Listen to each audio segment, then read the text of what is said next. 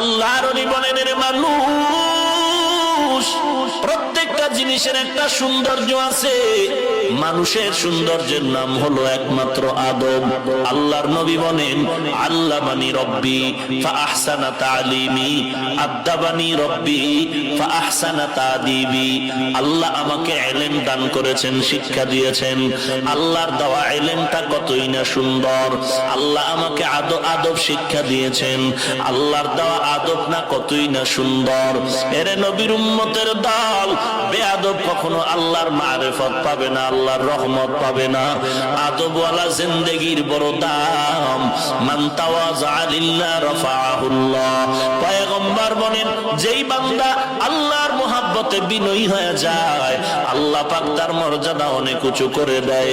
যেই জিনিস যেই জায়গায় রাখা দরকার, ওই জিনিস ওই জায়গায় রাখার নাম হলো আদব। এর নবীর উম্মতের দল সুলতান মাহমুদ গজনভী রহমতুল্লাহ আলাইহি একদিন সফরে রওনা হয়ে গেলেন। রাতের অন্ধকারে কোনো এক বাড়িতে মেহমান হয়ে গেলেন থাকার জন্য। এখন থাকতে গিয়া ওই যুগের মাটির ঘর, ছোটখাটো পরিসরে ছোট একটি ঘরে আশ্রয় নিলেন। একটা রুম দিলেন তাকে থাকার জন্য। রাতের বেলা যখন সুলতান মাহমুদ ঘুমাইতে যাবেন, হঠাৎ করে তাকায় দেখে পায়ের কিনারা একটা তাকের উপরে কোরআন শরীফ রাখা আছে। আল্লাহর বান্দা চিন্তা করলেন, আমি এখানে ঘুমাবো, আল্লাহর কোরআন এখানে থাকবে, এটা কেমন যেন বেয়াদবি মনে হচ্ছে। আল্লাহর কোরআনটা অন্য একটা রুমের মধ্যে আমি রেখে দেই। সুলতান মাহমুদ গজনভী আল্লাহর কোরআনটা নিয়ে অন্য রুমের মধ্যে রাখার জন্য যখন যাচ্ছেন, কয়েক কদম দিয়ে আবার ব্রেক হয়ে দাঁড়ায় গেলেন। মনে মনে চিন্তা করলেন, আমি সুলতান মাহমুদের থেকে তো আল্লাহর কোরআন অনেক আজমতওয়ালা, দাম বেশি।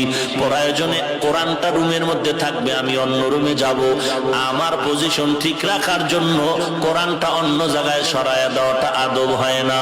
তিনি কোরআন শরীফটা জায়গায় আবার পেছনে গিয়া রাখলেন। এরপরে ভাঙ্গা একটা বিছানার মধ্যে, ময়লা স্তূপের বিছানা, অপরিচ্ছন্ন জায়গায় গিয়ে তিনি রাত কাটালেন। ইন্তেকালের পর স্বপ্ন যোগে জিজ্ঞাসা করা হলো, ও সুলতান মাহমুদ, কবরের মধ্যে কি হালাত? বলে, কোরআন শরীফের সাথে যে আমি আদব রক্ষা করেছি, আল্লাহ তাআলা ওই আমলের বিনিময় আমাকে মাফ করে দিয়েছে।